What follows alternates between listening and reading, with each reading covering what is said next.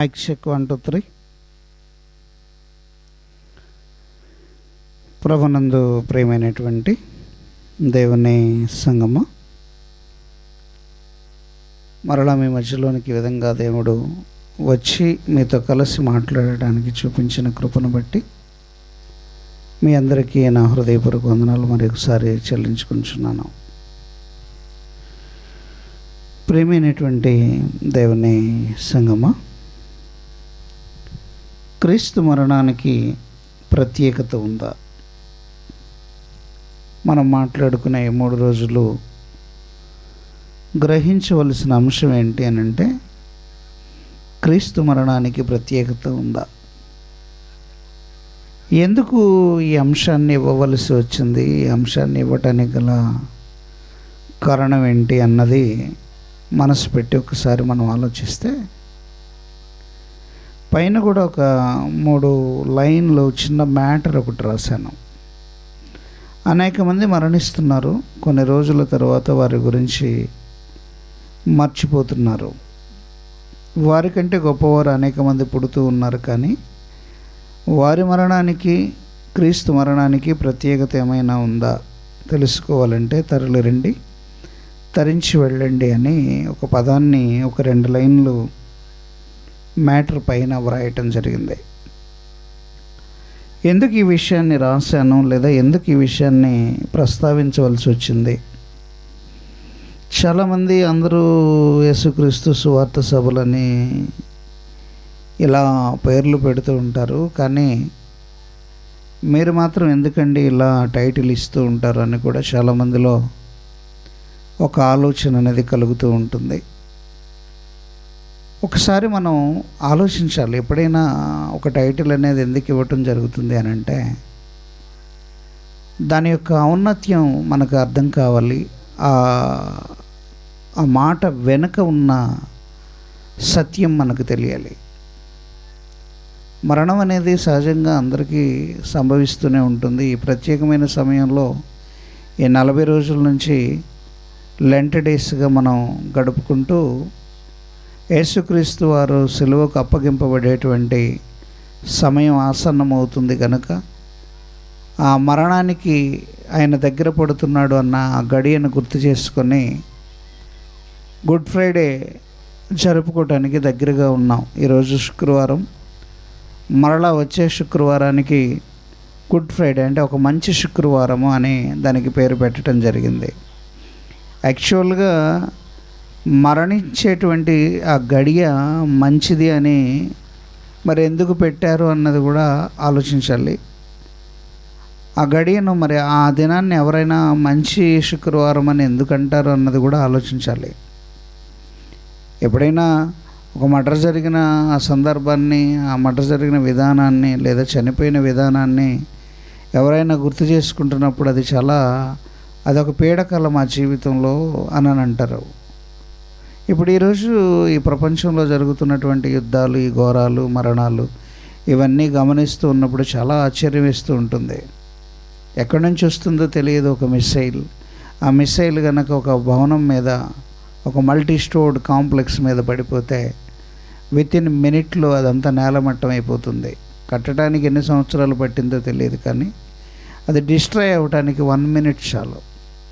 కట్టడానికి సంవత్సరాలు పట్టచ్చు, దాన్ని తీర్చిదిద్దడానికి కొన్ని వేల సంవత్సరాలు, కొన్ని వందల సంవత్సరాలు, ఆ దేశాన్ని, ఆ పట్టణాన్ని కొన్ని వందల సంవత్సరాలు కష్టపడి కట్టుకోవచ్చు. కానీ ఆ పట్టణం కొన్ని గంటల్లోనే నామరూపాలు లేకుండా బూడిద పాలైపోతుంది. మానవ దేహాలు గాల్లో విసిరివేయబడ్డట్టుగా మాంసపు ముద్దలు ఎగిరిపోయిన సందర్భాలు ఉంటాయి. ఒక బాంబు అనేది ఒక మనిషి మీద పడినప్పుడు అది ఎంత విస్ఫోటనాన్ని కలిగిస్తుంది అని అంటే, ఎంతో స్పీడ్గా ముక్కలన్నీ చెదిరిపోయి ఎటు వెళ్ళిపోతే 1 కిలోమీటర్ వరకు విసిరివేయబడ్డట్టుగా మాంసపు ముద్దలు వెళ్ళిపోతూ ఉంటాయి. దానికి ఉన్నటువంటి పవర్ అలా ఉంటుంది. అంటే దాని శక్తి ఎలా ఉంటుందనంటే, ఒకవేళ కనుక మన మీదే కరెక్ట్గా కనుక అది ఆ బాంబు కనుక పడితే, మన మాంసం ముద్దలలో ఒక ముద్ద ఎక్కడుంటే ఒకటి నరసరాపేటలో పడవచ్చు, మరొకటి గుంటూరులో పడవచ్చు, మరొక ప్రదేశంలో పడవచ్చు. దానికి అంత శక్తి ఉంటుంది. అంటే అంత స్పీడ్గా డిస్ట్రాయ్ అయిపోతుంది. అంటే మోర్ దెన్ 10-15 కిలోమీటర్స్ ఆ పార్టికల్స్ అన్నీ కూడా చల్లా చెదురై వెళ్ళిపోయేటువంటి టెక్నాలజీ కలిగినటువంటి బాంబ్స్ కూడా ఉన్నాయి. అందుకనే లేదంటే అంత తేలికగా ఒక భవనం, ఒక ప్రీకాస్టెడ్ ఆర్సీసీ భవనం శిథిలమైపోతుందంటే దాని పవర్ ఎలా ఉంటుందో అన్నది మీరు ఆలోచించాలి. భూమి యొక్క అంతర్భాగాలలో అంటే 1 కిలోమీటర్ లోతులు ఇల్లు కట్టుకుని ఉండేవాళ్ళు కూడా ఉన్నారు. వాళ్ళు కూడా చనిపోతున్నారు అంటే దాని పవర్ ఎలా ఉంటుందో మీ అందరికీ తెలిసే ఉండాలి. ఈ ఫోన్లు వచ్చిన తర్వాత చదువుకున్నా చదువు లేకపోయినా వీడియోస్ అనేది స్క్రోల్ అవుతూనే ఉన్నాయి. అందరి దగ్గర స్మార్ట్ ఫోన్స్ ఉన్నాయి, చక్కగా చూస్తున్నారు. మీకు అర్థమవుతుందో లేదో తెలియదు, కానీ జరుగుతున్న పరిణామాలు అయితే ఇలా ఉన్నాయి. ఇలాంటి పరిస్థితుల్లో మరణం అనేది సహజంగా వచ్చేటువంటి ఒక ప్రక్రియ. రాత్రి భోజనం చేస్తే పొద్దున్నే బహిర్భూమికి వెళ్ళటం అనేది ఎంత ఖచ్చితమో, వెళ్ళవలసిన అవసరం ఎలా ఉంటుందో, జీవితంలో మరణం అనేది మన దగ్గరికి రావటం కూడా అంతే ఖచ్చితం. అది ఎప్పుడు వస్తుందో తెలియదు, ఎలా వస్తుందో తెలియదు, ఎలా చనిపోతారో కూడా తెలియదు. చాలామంది ఏమనుకుంటారంటే మరణానికి పేర్లు పెడతారండి. మరణానికి పేర్లు పెట్టడం అంటే మంచి మరణం పొందాడండి అంటారు. మంచి మరణం అంటే అర్థం ఏంటి? ఇతడు చాలా ఘోర మరణం పొందాడండి అంటాడు. దానికి అర్థం ఏంటి? ఇతడు ఘోరాతి ఘోరంగా మరణించాడండి అంటారు. దానికి అర్థం ఏంటి? ఎప్పుడన్నా ఆలోచించారా? ఒక పాము కాటేసి చనిపోయాడు, ఇది మరణం అన్నారు. గుండె జబ్బుతో చనిపోయారు, దీన్ని మరణం అన్నారు. మరొకరు కిరాతకంగా నరికి చంపారు, అది మరణం అంటారు. బాంబు వేశారు, చనిపోయాడు, అది మరణమే. మరి దానికి ఏం పేరు పెట్టాలి అంటే చాలా ఘోర మరణం అండి. ఒక రాజశేఖర రెడ్డి చనిపోయాడు, అదొక ఘోర మరణం అండి. ఒక ఇందిరాగాంధీ చనిపోయింది, అదొక మరణం. పేల్చేశారు, తన అంగరక్షకులే కాల్చేశారు, చనిపోయింది. జస్ట్ 2-3 తోటాలు బాడీలోనికి వెళ్ళిపోయాయి, చనిపోయింది. రాజశేఖర రెడ్డి గారు చనిపోయారు. ఆయన ఎలా చనిపోయాడు అనంటే హెలికాప్టర్ క్రాష్ అయింది. అది ల్యాండ్ అవ్వాల్సిన విధానంలో ల్యాండ్ అవ్వకుండా, ల్యాండ్ అవ్వాల్సిన చోట ల్యాండ్ అవ్వకుండా, ఆటోమేటిక్గా పైలట్ యొక్క ఆధీనం లేకుండా ఆటోమేటిక్గా కూలిపోయేసరికి, ఆ కూలిపోయినప్పుడు దానిలో ఉన్న పెట్రోల్ ఫైర్ అవుతుంది. ఫైర్ అయినప్పుడు ఆ మాంసపు ముద్దంతా కాలిపోతుంది, భాగాలు తెగిపోతాయి, బ్లాస్ట్ అయిపోతుంది. ఏ భాగం ఎక్కడుందో కూడా ఐడెంటిఫై చేయలేని పరిస్థితిలో రాజీవ్ గాంధీ అనబడినటువంటి మన మాజీ ప్రధానమంత్రి గారు ఆయన చనిపోయాడు, అదొక బాంబ్ బ్లాస్ట్. శరీర భాగాలు ఎక్కడికి వెళ్ళిపోయాయో తెలియదు. ఇలా ప్రపంచంలో ఉన్నటువంటి వారు చనిపోయిన వారిలో కొద్దిమందిని మనం లెక్కలోనికి తీసుకుని ఉంటే వాళ్ళల్లో మరణించిన విధానాలు రకరకాలుగా ఉన్నాయి. ఒక్కొక్కరు ఒక్కొక్క విధానంగా మరణించారు. ఒక్కొక్కరు తెల్లవారేసరికి లేకుండా వెళ్ళిపోయిన వాళ్ళు ఉన్నారు. కొంతమంది హాస్పిటల్లో బాధపడుతూ పడి చనిపోయిన వాళ్ళు ఉన్నారు. కోవిడ్ టైంలో సఫర్ అవుతూ మరణించిన వాళ్ళు ఉన్నారు. ఏమండి, రోడ్డు మీద వెళుతూ జారిపడి చనిపోయిన వాళ్ళు ఉన్నారు. సైకిల్ మీద వెళుతూ జారి కింద పడి మరణించిన వాళ్ళు ఉన్నారు. గొడవల్లో చిన్న దెబ్బ తగిలి చనిపోయిన వాళ్ళు ఉన్నారు. లేదా చూడవలసిన కొన్ని ఇబ్బందికరమైనటువంటి సన్నివేశాలు చూసి గుండె ఆగి చనిపోయిన వాళ్ళు ఉన్నారు. ఇంకొన్ని విషసర్పాల యొక్క విన్యాసాలు చూసి చనిపోయే వాళ్ళు ఉన్నారు. కొన్ని వెపన్స్ చూసి భయపడిపోయి మరణించిన వాళ్ళు ఉన్నారు. అంటే మరణించటంలో రకాలు అన్నవి ఎలా ఉన్నాయి? ఎలాంటి మరణం అనేది ఒక ఘనమైనదిగా మారుతుంది, ఎలాంటి మరణం మంచి మరణంగా ఉంటుంది. ఇన్ని రకాలుగా మనిషి మరణిస్తున్నాడు కదా. మరి ఇలాంటి వారిలో ఎవరి మరణానికి మంచి చెడు లేదా ఆపాదించవచ్చు అన్నది మనం ఎప్పుడన్నా ఆలోచించామనంటే అంత దూరం మనం ఎప్పుడు ఆలోచించుండం. మనం చదువుకున్న చదువులు కానీ మన కాలేజీలో కానీ ఈ టాపిక్ ఎప్పుడు ఎక్కడ ఉండదు. నాకు తెలిసి ఒకవేళ ఈ ఎంబీబీఎస్ వాళ్ళకి ఎవరికన్నా ఇదేదన్నా టాపిక్ ఉన్నా వీళ్ళేమి దాన్ని అనలైజ్ చేయరు. మరణించిన తర్వాత ఏ పార్ట్ జరుగుతుందో అన్నది వాళ్ళు చెప్తారు. లేదా ఫోరెన్సిక్ సైన్స్ అని ఒకటి ఉంటుంది. ఆ ఫోరెన్సిక్ సైన్స్లో డ్యామేజ్ అయిన పార్ట్స్ని బట్టి నిర్ణయం తీసుకుంటారు.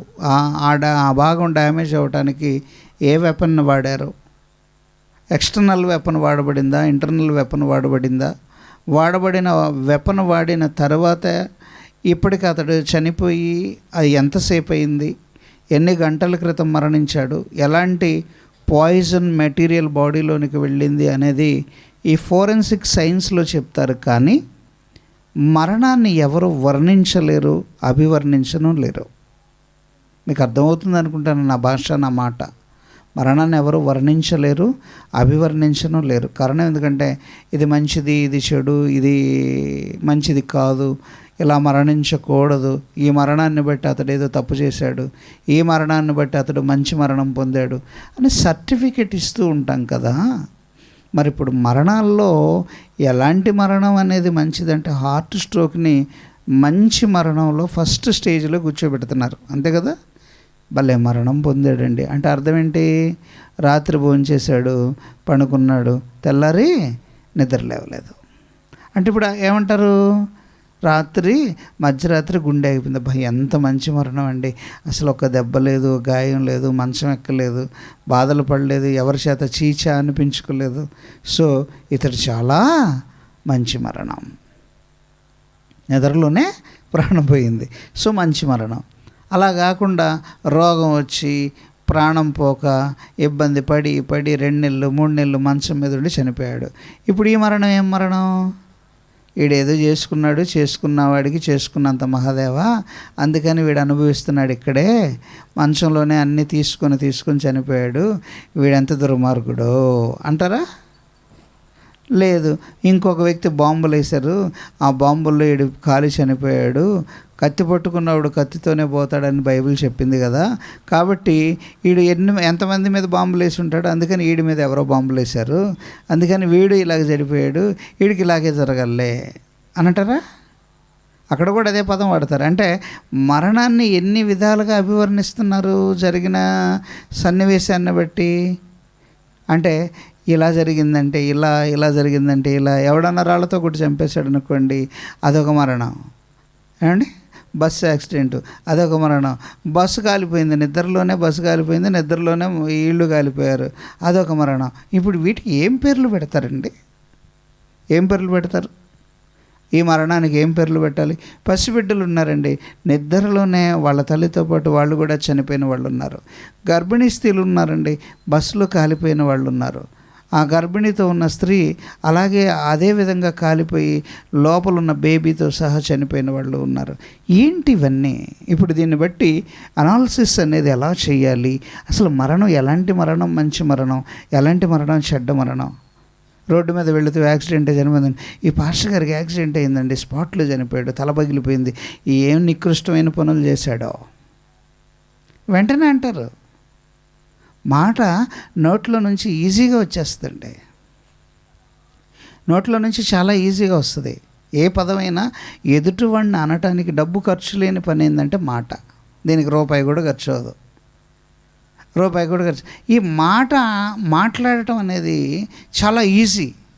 దీనికి రూపాయి ఖర్చు లేదు కాబట్టి, ఏమీ ఉండదు కాబట్టి, ఏ శక్తి సామర్థ్యాలు దీనికి అవసరం లేదు కాబట్టి టక్కన అనటానికి ఇష్టపడతాం. అందుకనే ఇక్కడే పెద్ద ముప్పు, ప్రపంచానికి పెద్ద ముప్పు ప్రారంభమయ్యేదే ఈ ప్రథమ కేంద్రమే నాలుక. దీన్ని అదుపులో పెట్టుకోవాలి. ఇప్పుడు ఇది మోస్ట్ పవర్ఫుల్ వెపన్. ప్రపంచంలో అణుబాంబుల కంటే ప్రమాదకరమైన బాంబు ఏదన్నా ఉందా అని అంటే అదే నీ నాలుక. అందుకనే నాలుకను నగదులా వాడాలి అంటాడు. నాలుకను ఎలా వాడాలి అని అంటే నాలుక నగదు లాంటిది, దీన్ని వాడటం నేర్చుకోవాలి. యాకోబు పత్రికలో ఒక పదాన్ని ప్రయోగిస్తాడు. యాకోబు పత్రిక 3వ అధ్యాయం 6వ వచనం ఒక్కసారి మీరు జాగ్రత్తగా చూడగలిగితే అక్కడ ఒక పదాన్ని ప్రయోగించాడు. నాలుక అగ్నియే, నాలుక మన అవయవంలో ఉంచబడిన పాప ప్రపంచమై సర్వ శరీరమునకు మాలిన్యము కలుగ చేయుచు. బాగా ఆలోచించాలి. సర్వ శరీరాన్ని కంపు కొట్టేటట్లు చేసేది ఏది? అన్నం అన్నం రాత్రి వండేస్తారండి. రాత్రి వండిన అన్నం ఉదయానికి కొంచెం దాని టేస్ట్ మారుతుంది. అది సమ్మర్ అయితే అసలు నువ్వు తినటానికి కూడా ఉండదు. సమ్మర్ అనుకోండి, తినటానికి కూడా పనికిరాదు. అదే కనుక సమ్మర్ కాకుండా వింటర్ సీజన్ అనుకోండి, ప్రాపర్గా ఉంటుంది. అదే ఉదయం వరకు బాగానే ఉంటుంది. నెక్స్ట్ డేకి ఏమవుతుంది? నెక్స్ట్ డేకి ఏమవుతుందండి? పులిసిపోతుందండి. నెక్స్ట్ డేకి అది ఆటోమేటిక్గా ఏం జరుగుతుంది అని అంటే పులిసిపోతుంది. పులిసిపోవటం అంటే అర్థం ఏంటి? పాడవుతుంది. పాడవటాన్నే పులిసిపోవటం అంటారు. పులిసిందండి అంటే పాడవటం ప్రారంభమైంది. మీకు తెలియకుండానే కొన్ని బ్యాక్టీరియాస్, పురుగులు అక్కడ చేరతాయి. ఇంకా 2 రోజుల తర్వాత కళ్ళకు కనబడతాయి. 4 రోజులు ఉన్న తర్వాత ఇంకా కళ్ళకు కనబడుతుంటాయి. లుక్కలాడుతూ కళ్ళకు కనబడుతూ ఉంటాయి. 10 రోజుల తర్వాత ఆ ఫుడ్ అక్కడ ఏమీ ఉండదు, మొత్తం ఆ పురుగులు తినేస్తాయి. అవి ఎలా వచ్చాయో కూడా ఎవరికి తెలియదు, ఎవరు వేయరు. ఆటోమేటిక్గా డిఫాల్ట్ తయారైపోతాయి. 2 రోజుల తర్వాత ఆటోమేటిక్గా తయారైపోతాయి. మరణం అంటే కూడా మీరు ఆలోచించవలసి, మరణానికి ఇప్పుడు ఒక పద్ధతులు పెట్టారు. ఇంతకుముందు మట్టిలో దేహాన్ని పూడ్చిపెట్టేవాళ్ళు.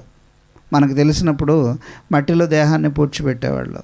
కొంతమంది దేహాన్ని అగ్నికి ఆహుతి చేసేవాళ్ళు. ఇప్పుడు లేటెస్ట్ స్టైల్ ఏంటో తెలుసా ఏమండి? ఎలక్ట్రికల్ క్రిమేషన్ అంటారు. కరెంటుతో భూస్థాపన కార్యక్రమం. అంటే అరగంటలో నీ బాడీ అంతా కాలి బూడిదైపోయి బయటకు వచ్చేస్తుంది. హాఫ్ అన్ అవరే. నిన్నేం మట్టిలో పెట్టాల్సిన పని లేదు, ఏం చేయాల్సిన పని లేదు. మీరు వెళ్ళి అలా కాళ్ళు కడుక్కొని కాసేపు బయటకు వచ్చేసరికి ఆ ఏ దేహం అయితే ఉందో ఆ దేహం కాస్త చెంబుడు బూడిదిగా మారిపోతుంది. ఏది గుర్తుపట్టడానికి కూడా ఏముండదు. నువ్వు 2 hours తర్వాత మళ్ళీ ఒక 2 గంటల తర్వాత మీరు వెళితే ఆ బూడిదని మీకు చెంబులో పోసి ఇచ్చేస్తున్నారు. ఈ మధ్య లేటెస్ట్గా చాలా దహన కార్యక్రమాలు అలాగే జరుగుతున్నాయి. ఇంకా లేటెస్ట్ టెక్నాలజీ ఏమొచ్చిందో తెలుసా? Hydrated cremation.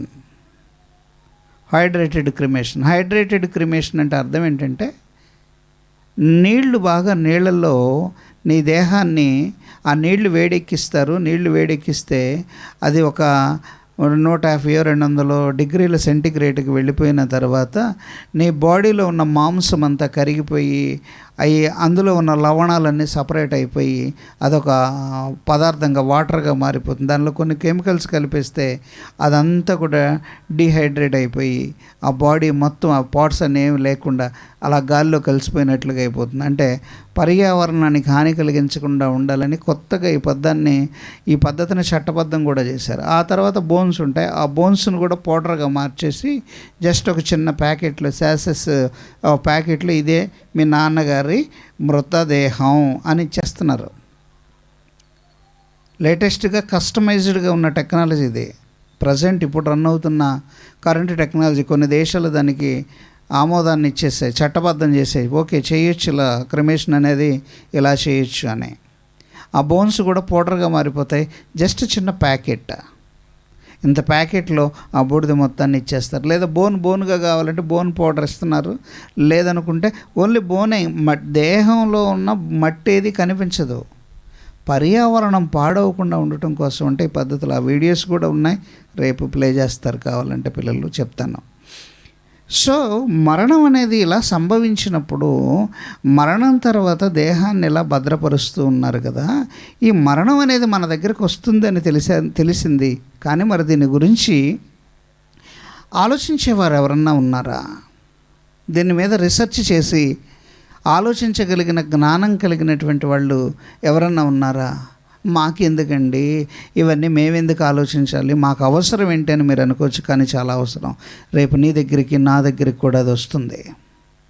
మన దగ్గరికి అది వస్తుందండి. మరి మన దగ్గరికి అది వచ్చేటప్పుడు దాని గురించి మనం ఆలోచించాల్సిన అవసరం లేదా? మీకు ఇంకో సంగతి చెప్పమంటారా? మరణంలో క్లాసిఫికేషన్స్ అనేవి ఉన్నాయా లేవా అన్నది మీరు ఎవరిని అడిగినా సరిగా సమాధానం చెప్పరు. ఏ యూనివర్సిటీ దగ్గరికి వెళ్ళి మరణాన్ని ఎలా క్లాసిఫై చేయొచ్చు, ఎలా విడగొట్టచ్చు, భాగాలుగా ఏమన్నా ఇలా పార్ట్లుగా విడగొడితే ఈ మరణంలో ఏమన్నా రకాలు ఉంటాయా అని కనుక అడిగితే ఎవరి దగ్గర సమాధానం ఉండదండి, ఎవరి దగ్గర సమాధానం ఉండదు. కానీ ఒక్కసారి జాగ్రత్తగా బైబిల్ తీసి చూడగలిగితే అక్కడ ఒక పదాన్ని ప్రయోగిస్తాడు, అక్కడ ఒక పదాన్ని, ఆలోచించదగిన ఒక పదాన్ని ప్రయోగిస్తాడు. ద్వితీయోపదేశకాండం 30వ అధ్యాయాన్ని జాగ్రత్తగా ఒకసారి బైబిల్ తీసి జాగ్రత్తగా చూడండి, ఆలోచించండి.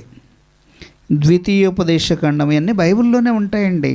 ఎక్కడ మీరేదో ఏ యూనివర్సిటీల్లోకి వెళ్ళినా, ఎక్కడికి వెళ్ళినా ఇవేవి మీకు దొరకవు, ఇవేవి ఎక్కడ మీకు చెప్పరు. మీరు ఎన్ని లక్షలు ఇచ్చినా, ఎన్ని కోట్లు డబ్బులు ఖర్చు పెట్టినా ఇవేవి మీకు దొరకవు. ఇక్కడ మాత్రమే ఇవి దొరుకుతాయి, ఇక్కడ మాత్రమే వీటి గురించి నువ్వు ఆలోచించడానికి, నేర్చుకోవటానికి ఒక అవకాశం దొరుకుతుంది.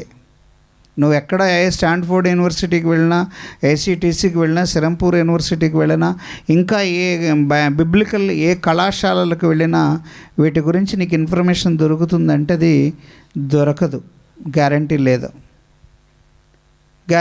కానీ మీకు దొరుకుతుంది, అది మీ అదృష్టం, అది మీ అదృష్టం అండి.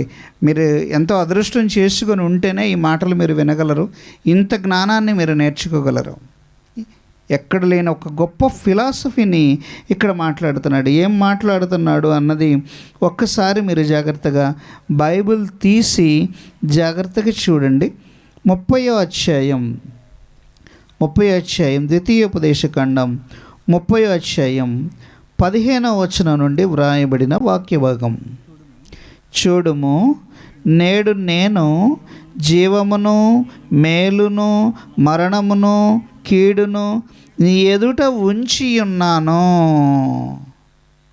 ఏమండి, బాగా వినాలి, బాగా ఆలోచించాలి, చాలా కేర్ఫుల్గా ఒక మంచి పదజాలాన్ని ప్రయోగిస్తున్నాడు.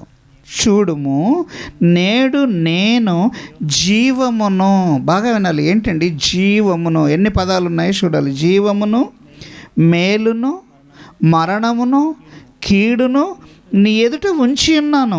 జీవం ఉందంట, మరణం ఉందంట, మేలుందంట, కీడుందంట, నీ ఎదుట ఉంచి ఉన్నాను. నీవు బ్రతికి విస్తరించున్నట్లుగా నీ దేవుడైన యెహోవాను ప్రేమించి ఆయన మార్గముల యందు నడుచుకొని ఆయన ఆజ్ఞలను, కట్టడలను, విధులను ఆచరించమని నేడు నేను నీకు ఆజ్ఞాపించుచున్నాను.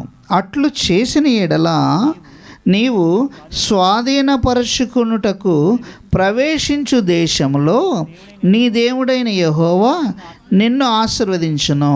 అయితే నీ హృదయము తిరిగిపోయి నీవు విననొల్లక ఏడబోబడిన వాడవై అన్యదేవతలకు నమస్కరించి పూజించిన ఎడల మీరు నిశ్చయముగా నశించిపోదురనియు, స్వాధీనపరుచుకొనుటకు యొర్దానునకు దాటిపోవుచున్న దేశంలో మీరు అనేక దినములు ఉండరనియు నేడు నేను నీకు తెలియజేయుచున్నాను. మళ్ళా 19, ఇప్పుడు జాగ్రత్త చూడాలి. నేడు జీవమును, మరణమును, ఆశీర్వాదమును, శాపమును నీ ఎదుట ఉంచి, చాలా కేర్ఫుల్గా, చాలా జాగ్రత్తగా వినాలి, చాలా జాగ్రత్తగా ఆలోచించాలి. ఇక్కడ ఇందాక మాట్లాడుతూ 15లో నేడు నేను జీవము, మేలు, మరణము, కీడు, ఏమండి, జీవము, మేలు, మరణము, కీడు. ఇక్కడ 19వ వచనంలో ఏమన్నాడు? జీవమును, మరణమును, ఆశీర్వాదమును, శాపమును నీ ఎదుట ఉంచి భూమి ఆకాశములను మీ మీద సాక్షులుగా పిలుచుచున్నాను. ఏంటండి ఈ మాట? ఏంటి మాట? ఎప్పుడన్నా ఆలోచించారా మీరు? చాలా చర్చిలకు వెళ్తూ ఉంటారు, చాలా సంఘాలకు వెళ్తూ ఉంటారు. ఆ సంఘాల్లో వేల మంది ఉంటారు, గుంపులుగా విస్తారమైన జనం ఉంటారు. మరి అంత వేల మంది జనం, పెద్ద పాస్టర్ల పాపం వాళ్ళు. అక్కడ ఎప్పుడన్నా మీరు విన్నారా? ఎప్పుడన్నా విన్నారా? అడిగారా వాళ్ళని? ఎప్పుడన్నా అడగండి ఒకసారి. ఏంటండి ఇది? మేలు అంటాడు, కీడు అంటాడు, జీవం అంటాడు, మరణం అంటాడు, ఆశీర్వాదం అంటాడు, శాపం అంటాడు. ఇటు మీ ఎదురుగా దగ్గర పెట్టాను.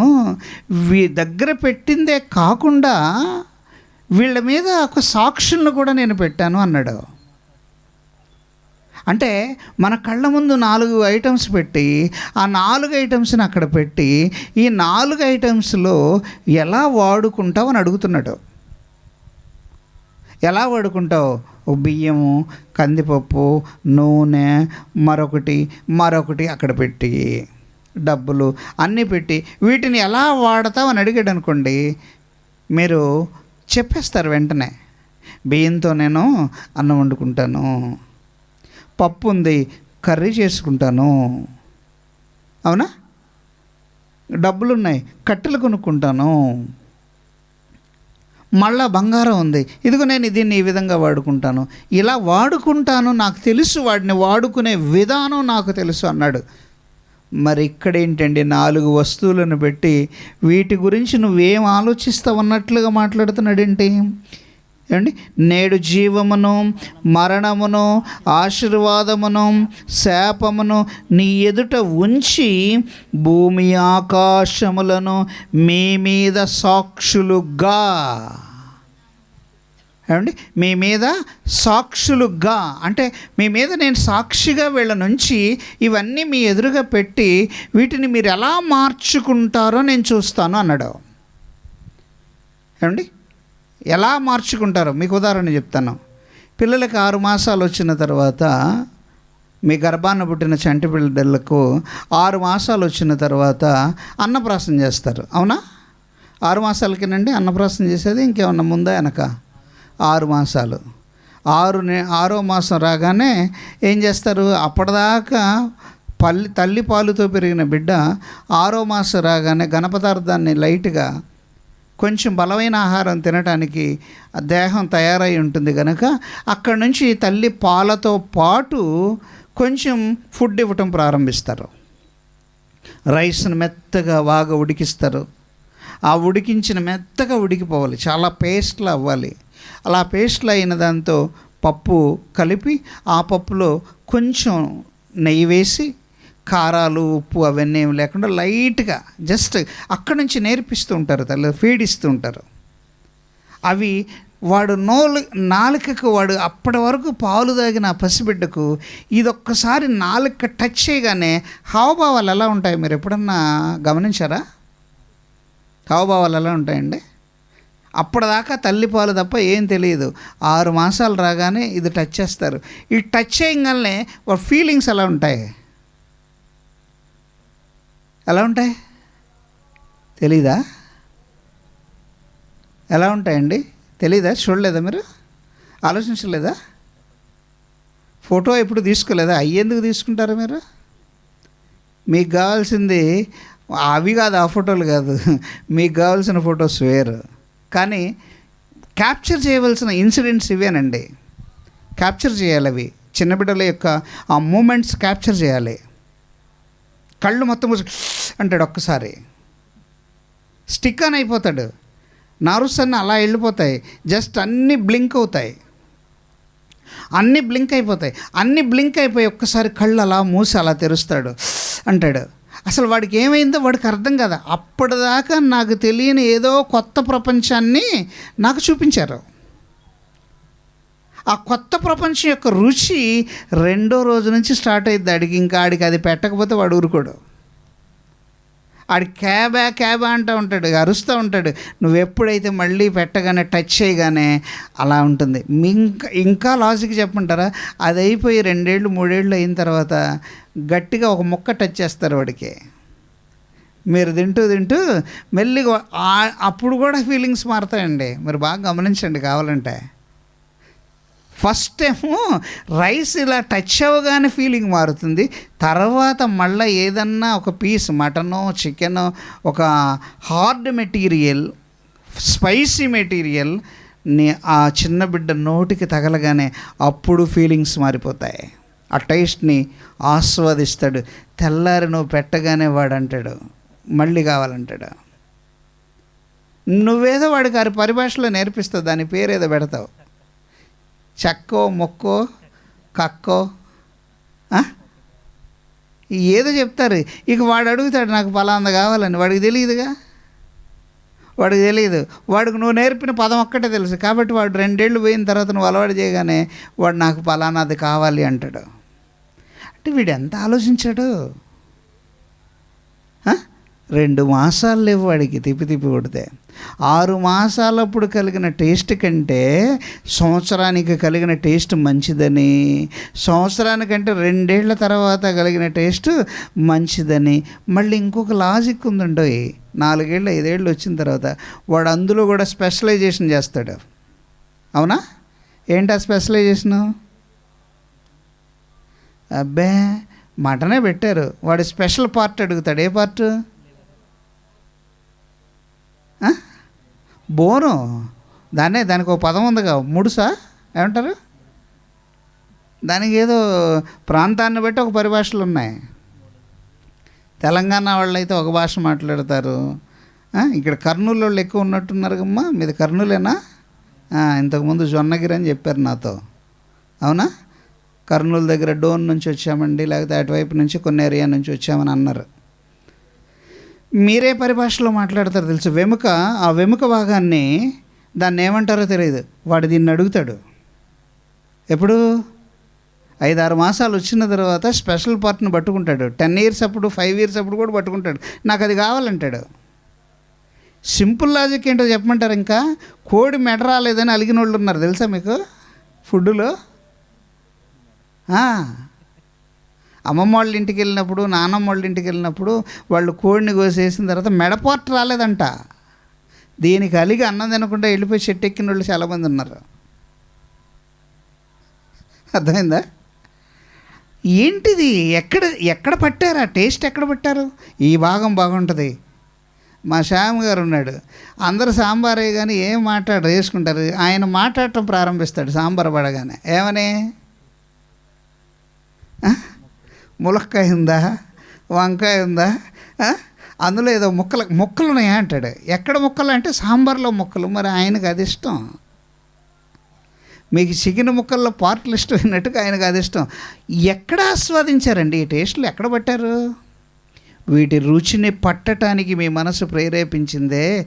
దేవుడు 4 విషయాలు నీ కళ్ళ ముందు పెట్టాడు. 1 జీవం, 2 మరణం, ఆశీర్వాదం, శాపం. ఆలోచించారా ఎప్పుడన్నా వీటిని? వీటి టేస్ట్ చూడాలని మీరు ఎప్పుడన్నా అనుకున్నారా? వీటిని రుచి చూడాలి అని అనుకున్నారా? ఈ రుచిని బట్టి మరణం అనేది డిపెండ్ అయి ఉంటుంది. అర్థం కాదండి మీకు అంతగా? ఈ రుచిని బట్టి నువ్వు తీసుకునే టేస్ట్ ఒకటి ఉంటుంది. ఒక భాగాన్ని టేస్ట్ చేయటానికి, దాని యొక్క రుచిని చూడటానికి, ఆ రుచిని చూడాలి. ఆదివారం రొట్టె తీసుకుంటూ ఆ రొట్టె దగ్గరికి నిలబడగానే అక్కడ మాట్లాడుతూ ప్రభు అయిన యేసు తను అప్పగింపబడిన రాత్రి ఒక రొట్టెను ఎత్తుకొని కృతజ్ఞతాస్తుతులు చెల్లించి, ఏదే మీ కొరకైన నా శరీరం నన్ను రుచి చూడుటకై. అది అర్థం, ఇంటర్నల్ వర్డ్ అది. ప్రభు అయిన యేసు తను అప్పగింపబడిన రాత్రి ఒక రొట్టెను ఎత్తుకొని కృతజ్ఞతాస్తుతులు చెల్లించి దానిని విరిచి, ఇది మీ కొరకైన నా శరీరం నన్ను జ్ఞాపకము చేసుకొనుటకై అన్నాడు. రుచి చూసుటకై అని అర్థం. అది జ్ఞాపకం చేసుకోవటం అంటే అర్థం ఏంటో తెలుసా? టేస్ట్ని ఆస్వాదించాలి, రుచిని ఆస్వాదించాలి. మీరు కూడా మీకు ఇష్టమైన భోజనం మీ కళ్ళ ముందుకు వచ్చినప్పుడు మీకు తెలియకుండానే మీ గొంతులో నుంచి, నీ నోటిలో నుంచి లాలాజలం అలా ఊరిపోతుంది. నోరంతా హాయిగా అప్పుడే రుచి తయారవుతున్నట్లుగా త్వరగా తినాలని ఒక యాంగ్జైటీ నీలోనికి వచ్చేస్తుంది. అంటే తినకుండానే రుచిని ఆస్వాదించారే. నీకు ఇష్టమైన భోజనం నీ కళ్ళ ముందున్నప్పుడు జీవితంలో మరణం అనేది ఒకటి ఉంది, శాపం అనేది ఒకటి ఉంది, మేలు అనేది ఒకటి ఉంది, కీడు అనేది ఒకటి ఉంది. వీటిని ఎప్పుడన్నా టేస్ట్ చేయాలని మీరు అనుకున్నారా? మీరు ఆలోచించారా? వీటిని బట్టి మరణం అనేది ఆధారపడి ఉంటుంది. నీ మరణానికి ఒక రుచి వస్తుంది, ఈ మరణానికి ఒక ప్రత్యేకత ఉంటుంది, నీ మరణానికి ఒక క్రెడిబిలిటీ ఉంటుంది, నీ మరణానికి ఒక స్పెషలైజ్డ్ ప్రొసీజర్ ఉంటుంది. అందరిలా నువ్వు మరణించడానికి దేవుడు ఒప్పుకోడు. నీ మరణానికి స్పెషలైజ్డ్ ప్రొసీజర్ ఉండాలి, ఒక ప్రత్యేకత ఉండాలి నీ మరణం. ఆ మరణం అనేది ఎలా ఉండాలి అనేది మనిషికి ఒక మరణ పద్ధతిని ప్రవేశపెట్టాడు. ఒక మనిషి మరణించినట్లుగా మరొక మనిషి మరణించడానికి లేదు, ఒక్కొక్క మనిషి మరణించినట్లుగా మరొక మనిషి మరణించడానికి లేదు. యేసు మరణించినట్లు దావీదు మరణించడానికి లేదు, దావీదు మరణించినట్లు అబ్రహాము మరణించడానికి లేదు, అబ్రహాము మరణించినట్లు స్టెఫెను మరణించడానికి లేదు, స్టెఫెను అబ్రహాము మరణించినట్లుగా యోహాను మరణించటానికి లేదు, వీళ్ళెవరు మరణించినట్లుగా పేతురు మరణించటానికి లేదు, వాళ్ళు మరణించినట్లుగా యోహాను మరణించటానికి లేదు. ఏందండి ఇదంతా? వీళ్ళందరూ నీతిమంతులే కదా. నీతిమంతుల మరణాలలో కూడా భిన్నత్వం ఉంటుందా? నీతిమంతుల మరణంలో కూడా ప్రొసీజర్ ఉంటుందా? నీతిమంతుల మరణానికి కూడా ఒక ప్రత్యేకమైన ఒక పద్ధతి ఉంటుందా? ఆలోచించారండి?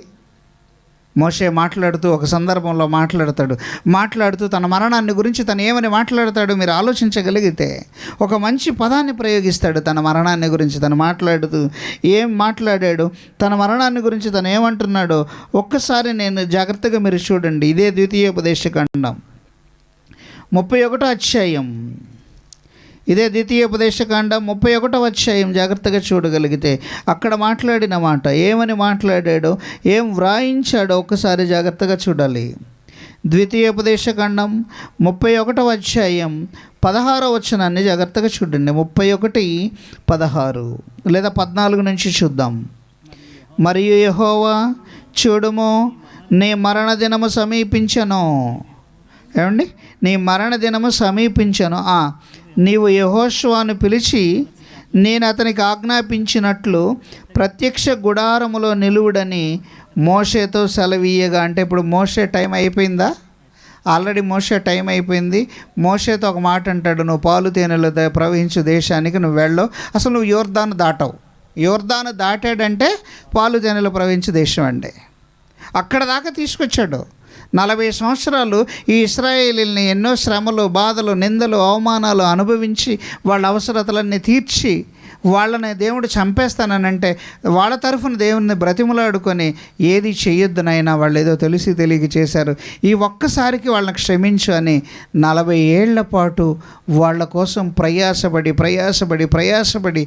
వచ్చిన ఆ మోషే చివరికి దాటవలసిన ప్రదేశం వచ్చేసరికి ఆ స్థలానికి నువ్వు చూడవు, నువ్వు వెళ్ళవు అని అన్నాడు. అంటే పనిలో అశ్రద్ధ అక్కడ తోడైంది. ఎవరికి? మోషేకే. పనిలో అశ్రద్ధ తోడైంది. ఈ పని నేనే చేయాలా, నాకే పట్టిందా, ఎందుకు ఈ దరిద్రుల కోసం నేను నీళ్లు తెప్పించాలా అని మాట్లాడాడు. మాట్లాడమంటే వెళ్ళి బండను కొట్టాడు. అది తప్ప అని అంటే దేవుని దృష్టిలో అది తప్పే, లోకం దృష్టిలో అది తప్పు కాకపోవచ్చు. బండతో మాట్లాడమన్నాడు, మాట్లాడమంటే మాట్లాడాలి వెళ్ళి. కానీ పొరపాటున ఏం చేశాడంటే చేతిలో కర్ర ఉంది, ఆ కర్ర తీసుకొని బండను కొట్టాడు. కానీ లోకం దృష్టిలో అదేం పెద్ద నేరమా అంటే అది అసలు నేరం కిందే పరిగణించబడుతుంది. కానీ దేవుని దృష్టిలో పెద్ద నేరం అయింది అది.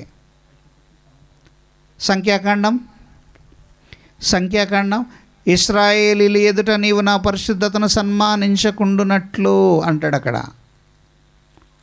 సంఖ్యాకాండంలో కనబడుతూ ఉంటుంది ఏమండి. ఇశ్రాయేలీయుల ఎదుట 20వ అధ్యాయం 11వ వచనం. సంఖ్యాకాండం జాగ్రత్తగా తీయండి, చూడండి. అప్పుడు మోషే తన చెయ్యెత్తి 2 మారులు తన కర్రతో ఆ బండను కొట్టగా నీళ్లు సమృద్ధిగా ప్రవహించెను, సమాజమును పశువులను త్రాగెను. అప్పుడు యెహోవా మోషే అహరోనులతో, మీరు ఇశ్రాయేలీయుల కన్నుల ఎదుట నా పరిశుద్ధతను సన్మానించినట్లు నన్ను నమ్ముకొనకపోతిరి గనుక ఈ సమాజమును నేను వారికిచ్చిన దేశములోనికి మీరు తోడుకొని పోరని చెప్పాను. అంటే నిజంగా మరణం అనేది రాబోతుంది. మరణం అనేది రావలసిన సమయం కంటే ముందుగానే వచ్చేసింది. ఎవరి విషయంలో? మోషే విషయంలో. అంటే మరణం రావలసిన సమయం కంటే కొన్ని సందర్భాల్లో ముందే వస్తుందా? మరి అలాగే కదా, మరి లెక్క ప్రకారంగా అయితే ఒకవేళ గనక కొండ దగ్గరికి వెళ్ళి మోషే దేవుడు గనక చెప్పినట్లుగా కొండతో మాట్లాడి ఉంటే ఇప్పుడు పాలు తేనె ప్రవహించే దేశంలోనికి మోషే వెళతాడా వెళ్ళడా? అంటే ఇప్పుడు మోషేకి మరణ గడియ ఈ పని ఇలా చేయకముంటే మోషే యొక్క సంవత్సరాల ఆయుష్ పెరిగేదంటారా తరిగేదంటారా? ఖచ్చితంగా పెరిగేది. అంతే కదా. ఇప్పుడు ఎందుకన్నాడు అక్కడ మాట? మీరు నా పరిశుద్ధతను సన్మానించినట్లుగా మీరు ప్రవర్తించలేదు. అంటే నా మాట నేను చెప్పినట్లుగా మీరు చెయ్యలేదు. అందుకనే నేను పిల్లలకి చెప్తాను ఎప్పుడు, మా దేవుని పని మీ దగ్గరకు వస్తే ఒళ్ళు దగ్గర పెట్టుకొని చెయ్యాలి. దానిలో మీమాంసలు అసలు పనికిరావు, సర్దుబాట్లు అసలు పనికిరావు. అలా చెప్పారు కదా, నా ఏముందండి ఇలా చేస్తే ఏమైందని అంటానికి అస్సలు కుదరదు. మీరు కొంతవరకు ఆలోచిస్తారండి. మీ ఆలోచన ఎలా ఉంటుందంటే కొంతవరకే ఆలోచిస్తారు. కానీ యజమాని ఆలోచన ఎక్కడి వరకు ఉంటుందో తెలుసా? యజమాని గడిచిన 4 ఏళ్ల వరకు ఆలోచిస్తాడు. మీరు ఇక్కడ వరకే ఆలోచిస్తారు. ఒక పని చెప్పామనుకోండి, ఈ పని చెప్పగానే ఈ వస్తువు తీసుకెళ్ళి అక్కడ పెట్టు అన్నాం అనుకోండి, అక్కడ పెట్టమన్నాడు కదా అని చెప్పేసి మీరు అక్కడ పెట్టకుండా ఇంకో చోట పెట్టారనుకోండి, ఎందుకు అక్కడ పెట్టామంటాడు. అంటే మీరు ఎంత దూరం ఆలోచిస్తారంటే అక్కడ పెట్టినా ఇక్కడ పెట్టినా ఒకటే కదా. ఏమైందంట, ఇప్పుడు ముందు సీట్లో పెట్టమన్నాడు, ముందు సీట్లో బదులు వెనక సీట్లో పెట్టాం, ఇప్పుడు ఎక్కడో చోట పెట్టాం కదా, ఏమైంది అని అంటారు. తప్పు అక్కడే జరుగుతుంది. వెనక సీట్లో పెట్టినప్పుడు వెనక వైపు ఎందుకు పెట్టొద్దు అన్నాడో పెట్టొద్దని చెప్పిన ఆయనకు తెలుసు. ముందు సీట్లో ఎందుకు పెట్టమన్నాడో పెట్టేమని చెప్పే అతనికి తెలుసు. నీకు తెలియదు, పెట్టే అతనికి తెలియదు. ఎందుకు చెప్పాడు అన్నది అతనికి తెలుసు. అతడు 4-5 సంవత్సరాలకు తర్వాత వరకు ఆలోచిస్తాడు. కానీ నువ్వు ఆ క్షణానికి ఆలోచిస్తావు. కారులో పెట్టమన్నాడు కదా అన్నవరకే ఆలోచిస్తావు. ఎందుకు అక్కడ పెట్టాల్సి వచ్చిందో, అక్కడే ఎందుకు పెట్టమన్నాడో, పర్టికులర్గా అలాగే ఎందుకు చేయమన్నాడో అనేది చెప్పిన వ్యక్తికి మాత్రమే తెలుస్తుంది. మీ ఇంట్లో మీ యజమానికి మాత్రమే తెలుస్తుంది. మీ నాన్న ఒక పని చెప్పాడు అనుకోండి, ఆ పని అలాగే ఎందుకు చెప్పాడో మీ నాన్నకు తెలుసు. నీకేం తెలుసు? నీకు తెలియదు. నువ్వు ఆ పని మాత్రమే విన్నావు. పని ఎందుకు అలా చెయ్యాలో అది మీ యజమానికి తెలుసు, నీ తండ్రికి తెలుసు, పరలోకమందున్న మీ నాన్నకి తెలుసు. ఎందుకు మాట్లాడమన్నాడో, ఎందుకు కొట్టమన్నాడో రీజన్ ఉంది. ఏదైతే ఏమైంది, నీళ్ళు వచ్చేసాయి కదా అంటే కుదరదు. అక్కడే నీలో ఉన్న అలసత్వం బయటపడుతుంది. పిల్లలకు అదే చెప్తాను. ఎప్పుడన్నా ఈ పని అన్నా చెప్పాను అనుకోండి, చెప్పిన పని చెప్పినట్లుగా చేయాలి. అంతేగాని ఏమైందిలేండి, అక్కడ పెడితే ఏమైంది, ఇక్కడ పెడితే ఏమైంది, ఐదేస్తే ఏమైంది, ఇదేస్తే ఏమైంది అంటే మీకు అంతవరకే తెలుసు నాన్న. దాని వెనక ఏం జరుగుతుందన్నది మీకు తెలియదు. ఎందుకు అక్కడే అదే చేయమన్నామో అది మీకు తెలియదు. పెద్దవాళ్ళు అయిన తర్వాత మీకు అర్థమవుతుంది. ఒక బాధ్యత మీకు నెత్తి మీదకి వచ్చిన తర్వాత అప్పుడు అర్థమవుతుంది దాని విలువేంటో. మోషేని వెళ్ళి మాట్లాడమన్నాడు కానీ కొట్టమని అనలేదు. మొదట కొట్టమన్నాడు, తర్వాత కొట్టమనలేదు, మాట్లాడమన్నాడు. దీనికి మోషేకి వచ్చిన నష్టం ఏంటో తెలుసా? ఆయుష్కాలానికంటే ముందే ఈ లోకాన్ని ఖాళీ చేయవలసి వచ్చింది. అంటే ఇప్పుడు దీన్ని బట్టి మనకేమర్థం అవుతుంది ఏమండి? దీన్ని బట్టి మనకేమర్థం అవుతుంది? నీ ఆయుష్కాలం 80 సంవత్సరాలు అంటే నువ్వు 80 ఏళ్ళు బ్రతుకుతావన్న గ్యారంటీ ఉందా? నీ ఆయుష్కాలం 70 ఏళ్ళు అంటే నువ్వు 70 ఏళ్ళు బ్రతుకుతావన్న గ్యారంటీ ఉందా? నువ్వు 30కే వెళ్ళొచ్చు, 70 వరకు ఉండొచ్చు, 80 వరకు ఉండొచ్చు, లేదంటే 10 ఏళ్ళకే బకెట్ దన్నొచ్చు, లేదా 20 ఏళ్ళకే వెళ్ళొచ్చు. ఈ వెళ్ళే ప్రక్రియ నీ చేతుల్లో లేదు. గనుక బీ కేర్ఫుల్. ఎంత కేర్ఫుల్గా ఉండాలి అని అంటే, ఊరు ప్రయాణం అవుతున్నామండి. ప్రయాణం అయ్యేటప్పుడు 8 గంటలకు సాయంత్రం ట్రైన్ అంటే మీరు 4 గంటలకి అన్నీ సర్ది అక్కడ పెట్టుకోవాలి. 4 గంటలకి సర్దిపోయి 8 దాకా టైం ఉంది కదలే ఇప్పుడే ఎందుకు సర్దటం అని అంటే నీకు తెలియదు ఈ మధ్యలో ఏం జరిగిద్దో నీకు తెలియదు. ఒకవేళ మధ్యలో నువ్వు ఎక్కడికి వెళ్ళాల్సి వస్తుందో తెలియదు, అక్కడికి వెళ్ళిన దగ్గర లేట్ అవుతుందో తెలియదు, నువ్వు వచ్చి సర్దుకోవటం కరెక్ట్గా చేయకపోతే, నువ్వు 7:30కి ఇంటికి వస్తే పావు గంటలో నువ్వు సర్దాల్సినవి మిస్ అయిపోతే, అందులో ఏదో ఒకటి మిస్ అయిపోతే నీ ప్రయాణంలో అంతరాయం ఏర్పడుతుంది, నీ పనిలో అలసత్వం ఏర్పడుతుంది, నువ్వు చేసే పని సవ్యంగా జరగదు. తీరా అక్కడికి వెళ్ళిన తర్వాత నీకు అవసరమైన వస్తువులు కంటికి కనపడవు. కారణం ఎందుకని? 4 గంటలకు చేయవలసిన పని నువ్వు 7:30 వరకు పోస్ట్ పోన్ చేసావు గనుక. 4 గంటలకు చేయవలసిన పని 7 గంటలకు పోస్ట్ పోన్ చేసావు గనక, 7 గంటలకు హడావుడిగా వచ్చావు గనక, ఒకవైపు ట్రైన్ వెళ్ళిపోతుందన్న ఆలోచన నీలో ఉంది గనక నువ్వేది సర్దుకోలేకపోయావు. ఆ సమయానికి ఉన్న వాటిలో టకటక వెళ్ళిపోయావు. తీరా గమ్యస్థానానికి వెళ్ళిన తర్వాత అసలైన పేపర్స్ అన్నీ ఇంటి దగ్గరే మర్చిపోతావు. అందుకని ఎప్పుడు టైం ఉందిగా, రేపు టైం ఉంది, ఎల్లుండి టైం ఉంది అనే మాట జీవితంలో ఉండకూడదు. రేపటి పని ఈరోజే పూర్తవ్వాలి. రేపు చేయాలి అనుకున్న పని ఈరోజు అయిపోవాలి. అది రేపటికన్నది లేదు. రేపటికి ఎలా ఉంటుందో తెలియదు. ఈలోపు మీ బంధువులు ఎవరో టపా కడతారు. ఆ టపా కట్టగానే రేపు చేయాల్సిన పని ఉండదు, ఇక్కడ అన్నీ పూర్తి చేసేస్తారు, వెళ్ళిపోతారు. అప్పుడు రేపు చేద్దాం అనుకున్న పని నువ్వు రేపటికి వాయిదా వేసుకున్నావు. ఈరోజు ఖాళీగా ఉన్నా రేపు నీకు చేయటానికి టైం లేదు, రేపు నీకు చేయటానికి టైం లేదు. అంటే నీ మరణం అనేది ఎప్పుడు నీ దగ్గరకు వస్తుందో తెలియదు కనుక నీకు సమయం అందే. అందుకనే సమయమందును అసమయమందును అంటాడు చూడండి. సమయమందును అసమయమందును నీలో ఉన్న నిరీక్షణను గురించి హేతువడుగు ప్రతివానికి సాత్వికముతో సమాధానము చెప్పుటకు ఎల్లప్పుడూ సిద్ధముగా ఉండండి. సమయమందును అసమయమందును. ఇక్కడ మోషే విషయంలో జరిగిన చిన్న పొరపాటు ఏంటో తెలుసండి? చిన్న పొరపాటు, అలసత్వాన్ని ప్రదర్శించాడు. అలసత్వాన్ని ప్రదర్శించాడు. నమ్మకమైన వాడే, నా ఇల్లంతటిలో నమ్మకమైన వాడు, సాత్వికుడు, దీన మనసు కన్నవాడు. కానీ ఒక్క సందర్భంలో చిన్న అలసత్వం, తన మరణం తొందరగా వచ్చే ఒక అవకాశం అనేది తనను తాను తెచ్చుకున్న ఒక పని. ఇక్కడ నేను మీకు చెప్పాలనుకున్న పాయింట్ ఏంటంటే, మరణం అనేది ఖచ్చితంగా ఎప్పుడు వస్తుంది అనేది ఎవరికీ తెలియదు. కనుక దీపం ఉండగానే ఇల్లు చక్క పెట్టుకోండి. నేను రేపటికి బ్రతికుంటానులే, ఎల్లుండి బ్రతికుంటానులే, ఇంకా నేను 10 ఏళ్ళు బ్రతుకుతాను, ఇంకా 5 ఏళ్ళు బ్రతుకుతాను, నేను ఇంకా 20 ఏళ్ళు బ్రతుకుతాను అని అంచనాలు వేయకండి. అది ఎప్పుడు వస్తుందో మనకు తెలియదు. కాకపోతే దీన్ని ఎలా మార్చుకోవాలో తనకు తెలుసు, ఎలా మార్చుకున్నాడో తనకు తెలుసు.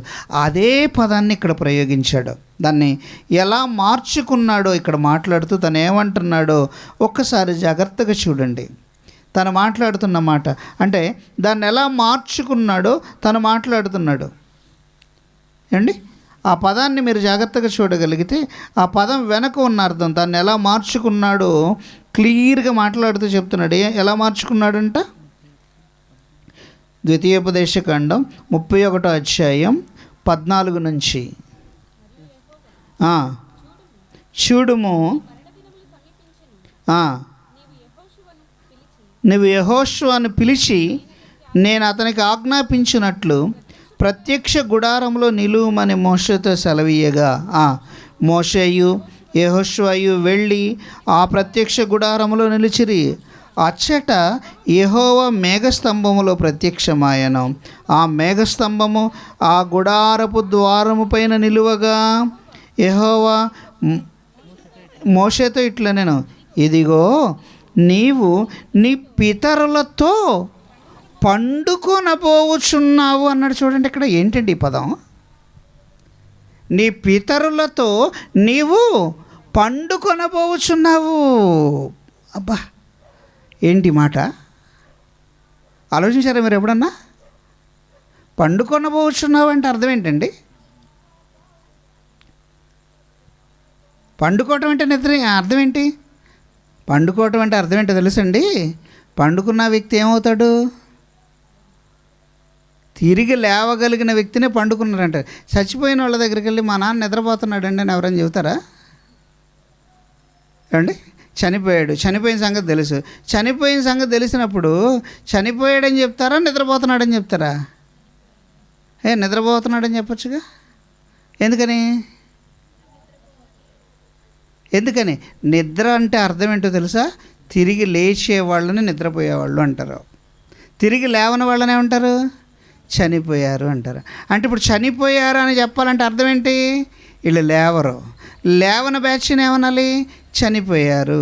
లేచే బ్యాచ్ని ఏమనాలి? నిద్రపోయారు. అంటే ఇప్పుడు అర్థమైందా మీకు తేడా? అంటే ఇప్పుడు మరణం అనేది నిద్రగా మార్చుకుంటారా, లేకపోతే నిద్ర లేకుండా ఉండేవారిగా మార్చుకుంటారా?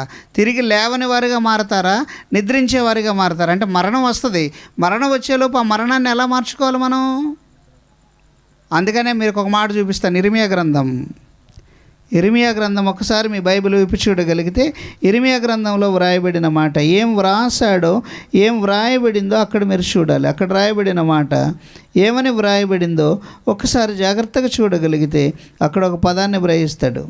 ఏమండి? చనిపోయిన వారిని గురించి ఏడవవద్దు, అంగలార్చవద్దు. ఏమండి? 22వ అధ్యాయం 10వ వచనం ఒకసారి జాగ్రత్తగా చూడండి. 22:10 చనిపోయిన వారిని గురించి ఏడవవద్దు, వారిని గురించి అంగలార్చవద్దు, వెళ్ళిపోవుచున్న వారిని గూర్చి బహురోదనము చేయుడి అని. అంటే ఇప్పుడు మోషే గురించి దేవుడు ఎలాంటి సర్టిఫికెట్ ఇస్తున్నాడు? అతడు మాట వినలేదని పనిని తీసేశాడు, కానీ అతడికి ఎలాంటి అవకాశం ఇచ్చాడు?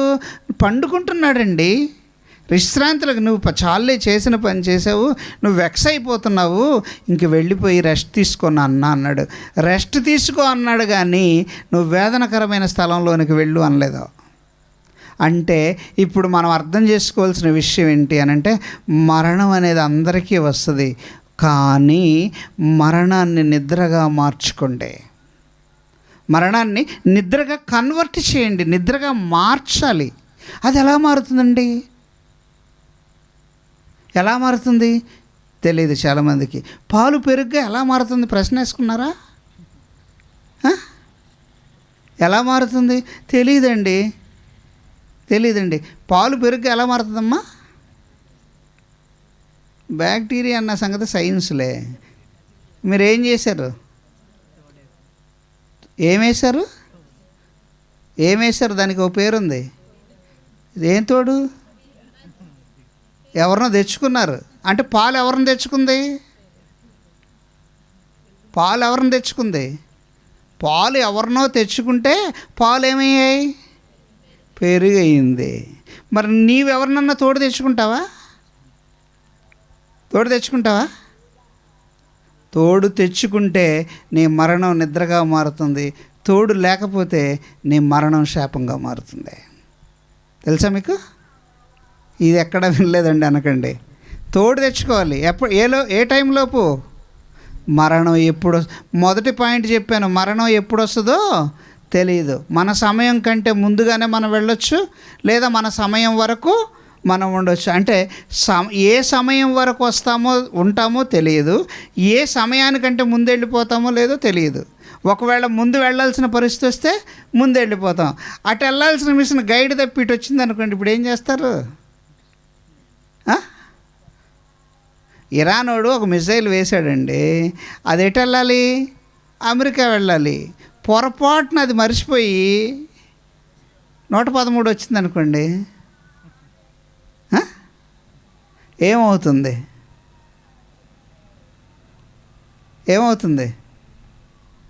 గుంటూరు బొంగరాల బీడు వచ్చింది అనుకోండి, ఏమవుతుంది? అది మర్చిపోయింది, దారి మర్చిపోయి వస్తే రేపు అన్నది జీవితంలో ఉండదు. అర్థమైందా? రేపు అన్న పదం జీవితంలో ఉండదు. ఈ రేపు అన్న పదం గ్యారంటీ లేదండి, గ్యారంటీ లేదు. తోడు కావాలి. ఏ తోడు? పాలు పెరుగుగా మారటానికి తోడు తెచ్చుకున్నారు. మీరు అడుగుతారు కదండి, ఆడవాళ్ళు అడుగుతారు. ఏమడుగుతారండి? మీరు వెళ్ళి పెరుగు లేదు మీ ఇంట్లో, మజ్జిగ లేదు, ఏమి వెళ్ళి అడుగుతారు?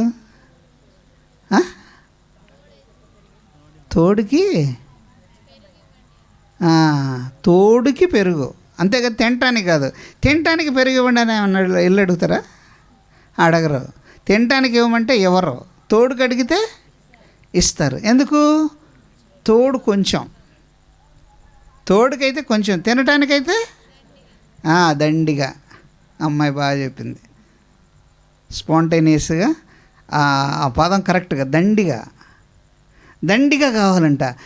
దండికి తినటానికి దండిగా కావాలి. కానీ ఇక్కడ దేవుడు ఏమన్నాడు తెలుసా? తోడు తెచ్చుకోమన్నాడు. మరణం దగ్గరకు వస్తుంది కనుక మరణాన్ని నిద్రగా మార్చుకోవటానికి తోడు కావాలి. ఈ తోడు ఎలా తెచ్చుకోవాలో, ఎక్కడుంటుందో, ఎవరిని తోడు తెచ్చుకోవాలో రేపు మాట్లాడతాను. Time over. Now the time is 10:10. 10 గంటల 10 నిమిషాలైంది. పాపం వీళ్ళందరూ అలసిపోయి పనులు చేసుకొని అలసిపోయి ఎప్పుడు వదిలేస్తారా వెళదామన్న లెక్కలో ఉన్నారు. అవునా? అలసిపోయిన దేహం మాదే ఉందమ్మా. మాకు నిద్ర పట్టక కాసేపు అటు ఇటు పనుకున్న తర్వాత కనీసం 1 గంటన్న కొట్టుకోవాలి. తిండి ఎక్కువయ్యి నిద్ర తక్కువ అవుతుంది మాకు. మీకేమో నిద్ర ఎక్కువైంది, దేహం అలసిపోయి. అర్థమైందా? అలాంటి మిమ్మల్ని ఇబ్బంది పెడతాం మంచి పద్ధతి కాదు. ప్రశాంతంగా వెళ్ళండి. మరలా రేపు మాట్లాడతాను. ఎవరిని తోడు తెచ్చుకోవాలి, ఎలా తోడు తెచ్చుకోవాలి, ఆ తోడు తెచ్చుకుంటే మరణం ఎలా మారుతుంది ఆలోచిద్దాం. తల్ల వంచండి, ప్రార్థన చేస్తాను. ప్రేమ కలిగిన తండ్రి, మహోన్నతుడైన దేవా, నీ పిల్లలకు నీ మాటలు చెప్పాను. మరణానికి ప్రత్యేకత ఉందా అంటే ఎంత ప్రత్యేకత ఉందో కొన్ని విషయాలు నేర్పించానయ్యా. ఈ ప్రత్యేక విషయాలను తండ్రి తెలుసుకోవటానికి మీరు మాకు ఇచ్చిన ఈ కృపను బట్టి, మీరు మాకు ఇచ్చిన ఆలోచనను బట్టి వందనాలు చెల్లించుకుంటున్నాను. నా ఆత్మీయ పిల్లల కష్టం, శ్రమ, వారి యొక్క ఆర్థిక, శారీరక, మానసికమైన కష్టంతో ఈ గంట సేపు నీ విలువైన మాటలు ఈ ప్రపంచానికి అందేటువంటి అవకాశాన్ని ఇచ్చారు. వందనాలు చెల్లించుకుంటున్నాను తండ్రి. ఇలా ఉండబట్టే ఈరోజు ఈ మాటలు ఆలోచించగలిగాను. నేను ఆలోచించటానికి నా ప్రభు నాకే కొత్తగా ఉన్న ఎన్నో విషయాలు నా హృదయానికి తాకాయి. ఇంత ప్రత్యేకత మాకుందని ఇప్పటి వరకు మాకు తెలియలేదయ్యా. మోషేను గురించి మాట్లాడుతూ మీరు మాట్లాడిన మాట, పండుకుంటున్నాడు అని మాట్లాడారు. మేము చెప్పుకోగలమా నా తండ్రి? మా గురించి మీరు అలా చెప్పటానికి మా జీవితం అలాగుందో లేదో మమ్మల్ని మేము పరిశీలించుకునే భాగ్యాన్ని అనుగ్రహించండి. ఎంతో దూర ప్రాంతాల నుంచి నీ పిల్లలు పాపం రెక్కలు తండ్రి కట్టుకొని జానెడు కడుపును నింపుకోవటానికి పనుల నిమిత్తం వచ్చిన నీ బిడ్డలు నీ వాక్యాన్ని చక్కగా వింటున్నారు, తిరిగి ప్రయాణమై వెళుతున్నారు. వారి చేతి పనులను దీవించండి. వారి యొక్క కష్టానికి తగిన ప్రతిఫలాన్ని వారికి ఇవ్వండి. అంత మాత్రమే కాకుండా నా ప్రభువా, ఈ కార్యక్రమం నిమిత్తం ప్రయాసపడిన కోటేశ్వరరావు గారి కుటుంబాన్ని, వేణుని, అలాగే కాలేజీ పిల్లలందరినీ, స్థానికంగా ఉన్నటువంటి బిడ్డలు, ప్రయాసపడ్డటువంటి బిడ్డలు, వారి పేర్లు నాకు తెలియకపోయినా ఎందరు బిడ్డలు ప్రత్యక్షంగా పరోక్షంగా ప్రయాసపడ్డారో వారందరికీ మీ కృపణ తోడుగా ఉంచండి. ఈ ప్రాంతాన్ని, ఈ ప్రాంత అధికారులను, ఈ గ్రామ అధికారులందరినీ దీవించి మీరే కనపరచండి. వారి చేతి పనులను దీవించండి. అంత మాత్రమే కాకుండా రేపటి దినాన్న మరికొన్ని ఉన్నతమైన మాటలు ఆలోచించడానికి మీ కృపను మాకు తోడుగా ఉంచి నడిపించి మీరే మహిమ, ఘనత, ప్రభావాలు పొందుకోమని క్రీస్తు పేరిటి ప్రార్థన అడుగుచున్నాను కన్న తండ్రి.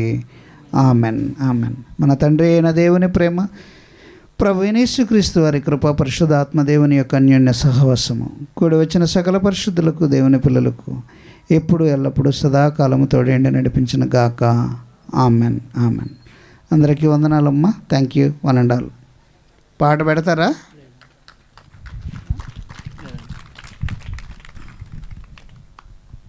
ఎన్నో విలువైన సంగతులు మరి అందించిన మరి అమ్మారావు గారికి మరి ప్రత్యేకమైన ధన్యవాదాలు తెలియజేయవలసిందిగా మీ అందరూ మరొకసారి మీ అందరి కరతాళ ధ్వనుల మధ్య మీ ఆనందాన్ని తెలియజేయవలసిందిగా అందరినీ కోరుతున్నామండి.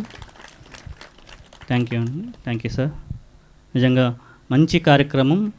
మరి ఈ కార్యక్రమం జరిగించడానికి మరి ప్రియులు ఎంతో కష్టపడ్డారు ఈ ప్రాంతంలో వాక్యాన్ని వినిపించాలని. అలాగే వారికి సహకారంగా మీరందరూ చక్కగా వచ్చి మాటలు వినడానికి మరి మీరందరూ వచ్చిన విధానాన్ని బట్టి అందరికీ వచ్చిన ప్రతి ఒక్కరికి మరి మా తరపున ప్రత్యేకమైన ధన్యవాదాలు తెలియజేస్తున్నామండి.